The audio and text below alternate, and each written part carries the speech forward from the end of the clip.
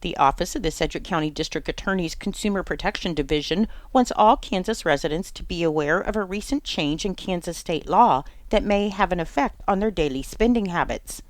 As of January 1st, merchants statewide can legally add a surcharge to credit card transactions as long as clear notice is provided to the customer before the sale. A state law was amended to allow any person or retailer offering sales, services, or lease transactions to impose a surcharge on credit card payments as long as the amount of the surcharge is disclosed through a clear and conspicuous notice to the customer at the point of entry or the point of sale and in advance of such transaction. Before the law change, Kansas had what amounted to a ban on surcharges, allowing only for cash discounts on sales. However, in 2021, the ban was held to be unconstitutional in a federal case, finding it was a violation of the First Amendment.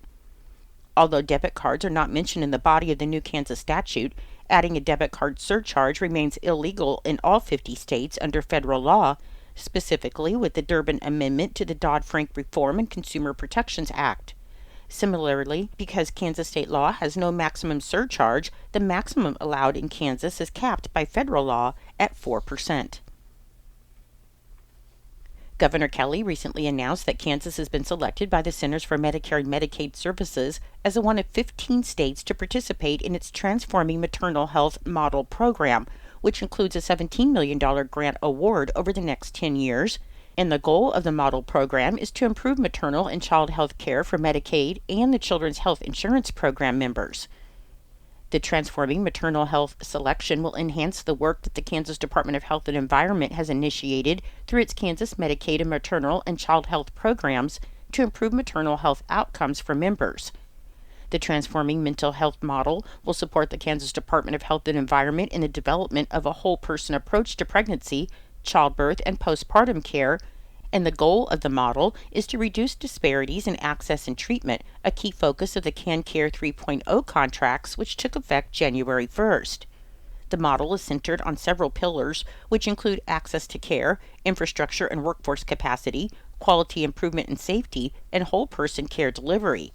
The grant will allow the Kansas Department of Health and Environment to build upon its work in hospital engagement for birthing-friendly designation, whole-person care, telehealth and telemonitoring, and the home visiting program expansion. The funding will support Kansas's efforts to address disparities among underserved populations at higher risk for poor maternal outcomes. As Kansas lawmakers return to Topeka to start the new legislative session this year, Republicans have an expanded supermajority, and that means certain bills they're trying to get passed could shift in their favor. The main bill lawmakers will focus on is the property tax bill, and House Majority Leader Dan Hawkins said it will be one of the first bills introduced, possibly this week. Last year, lawmakers passed a massive tax package. However, they say they didn't get as much property tax relief as they wanted. The governor said she had to compromise on that to make room for cuts to income taxes. However, this year she's not on board with another tax cut until she can see what the effect will be on the state budget. She said she's asking the legislature to slow down, to wait and see, and then they'll talk about it next year. Hawkins said as they have a supermajority, a functional supermajority, one that they should have the vetoes for, he said Governor Kelly will have to decide if she wants to veto, though they will pass the property tax over her veto. Governor Kelly will give her State of the State address on Wednesday at 6:30 p.m. Governor Kelly announced that 14 Kansas rail projects will receive a total of $13 million through the Kansas Department of Transportation's Rail Service Improvement Program, or RSIP, saying that these projects reflect the diverse needs faced by our Kansas communities and rail operators, and by bolstering the state's rail network, they will promote economic opportunity throughout Kansas. The selected projects located across 16 counties enhance the state's rail network by promoting economic efficiency, supporting sustainability, and addressing critical infrastructure needs. The $13 million award represents the program's $10 million annual funding, combined with $3 million in carryover funds and loan payments from past projects.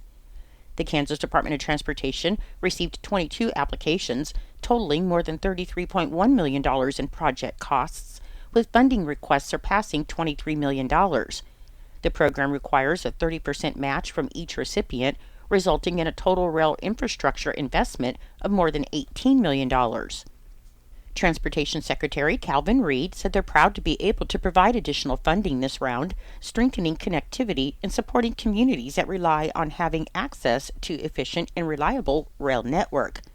Selected 2025 RSIP projects include locally the Kyle Railroad Phillipsburg Yard Rehabilitation Project in Phillips County for $1,320,264.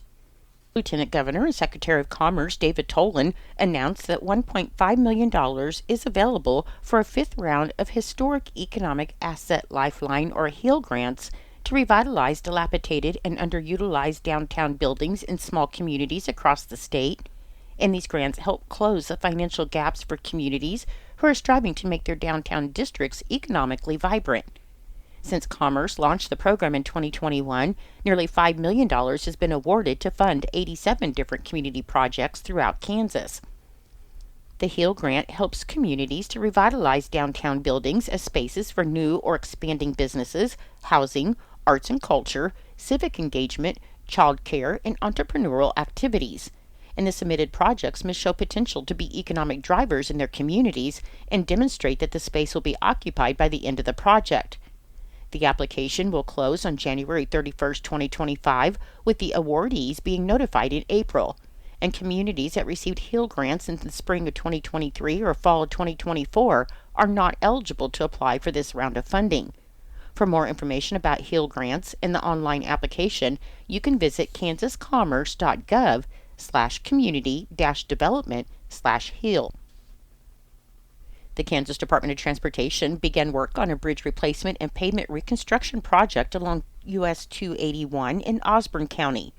The $18.9 million project involves the removal and replacement of the bridge over the North Fork Solomon River that's located south of Portis, and in addition, the Kansas Department of Transportation will also reconstruct approximately 3.5 miles of US 281 between the North US 24 junction and the south city limits of Portis.